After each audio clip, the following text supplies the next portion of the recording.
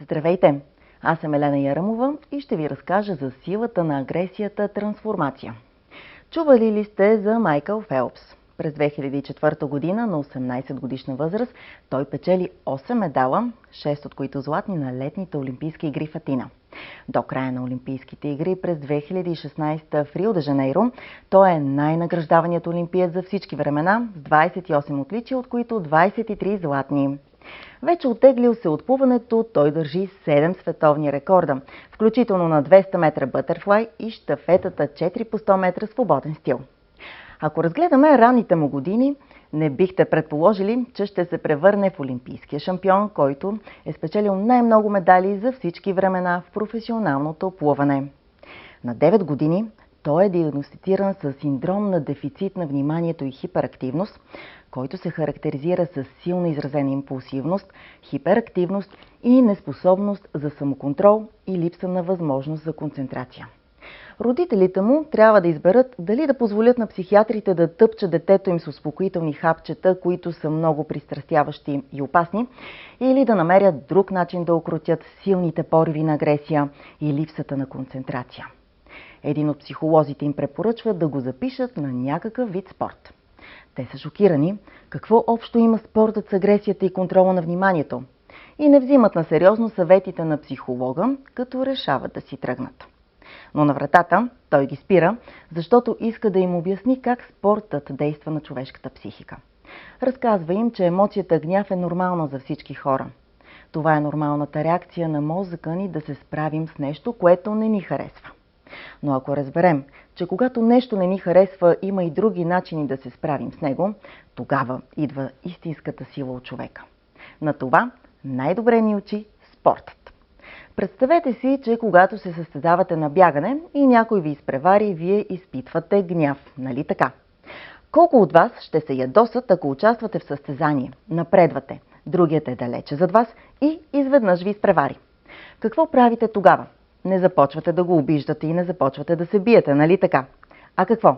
Започвате да бягате по-силно, впрягате всичките си умения и концентрация, за да го изпреварите и да спечелите, нали така? Знаете ли защо? Защото това са правилата на играта. Ако не ги следвате, ще загубите във всеки случай. А каква е вашата цел? Успех и победа!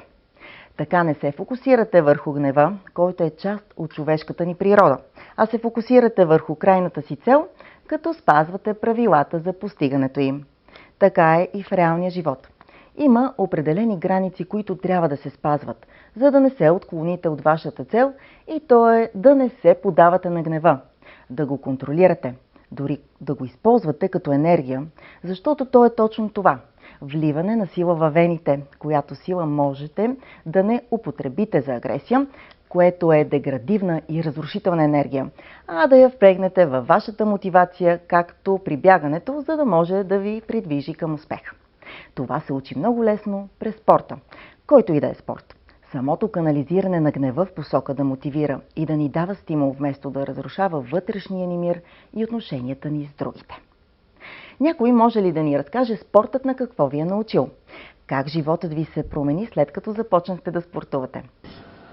Как избрах да се състезавам в художествената гимнастика? Когато бях съвсем малка, много често даваха гимнастика по телевизията. Страшно много харесвах този спорт, но харесвах и фигурното пързаляне. Тогава не успявах да направя разлика между двата спорта и винаги си представях как се пързалям с лента. В последствие мама ми обясни, че няма как двата спорта да се съчетаят, и тъй като в Пазарджик, моят роден град, нямаме фигурно пързаляне, тя ме записа на художествена гимнастика и си признавам, че в началото изобщо не ми хареса, защото аз мислех, че като вляза в залата, те ще ми дадат красиво трико и лента, но не беше точно така. Мина доста дълго време преди да играя с лента и с красиво трико. Реалността била различна. Абсолютно беше различна, но очевидно това не ме спря. Наистина си мечтаях да бъда истинска гимнастичка, тъй като по мое време по-трудно се намираха артикулите, свързани с художествена гимнастика. И си спомням, че в един момент, така след няколко години, единственото нещо, което нямах, бяха свички. И в момента, в който получих първите си цвички, се почувствах като една истинска гимнастичка, така че мотивацията при мен беше явно в малките неща. Според вас самодисциплината как се постига по-лесно? Чрез ума или чрез тялото? Спорта ми е дал много дисциплина. Научил ме винаги да се целя към това да бъда победител, както в спорта, така и в живота.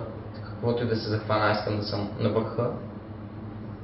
И освен това ми е дал цял живот, в смисъл да ставам. Можеш ли да кажеш една най-важната ти цел в живота в спортен план? Спортен план, целта ми е, както мисля, че на всеки спортист, олимпийско злато. Това още от както се помня си го представям, сънувам, мечтая и затова се събуждам сутрин. Темата подготвихме заедно с психолога доктор Елена Илиева за проекта "Младите хора, бъдещето на България" говорят по програма Еразъм Плюс.